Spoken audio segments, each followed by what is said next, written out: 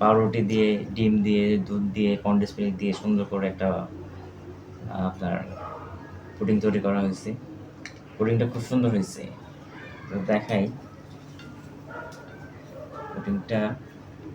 এই যে দেখেন কি লোভনীয় হয়েছে, খুব টেস্ট, দারুণ হয়েছে এগুলো পুডিংটা। একটু খেয়ে দেখি কেমন হয়েছে। বিসমিল্লাহ।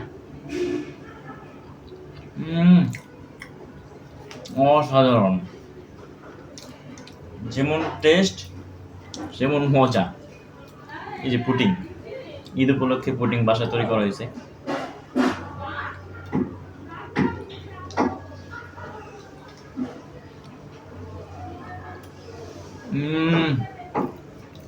সেই সেই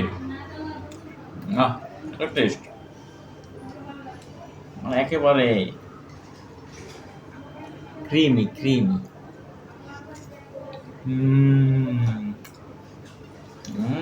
দারুণ।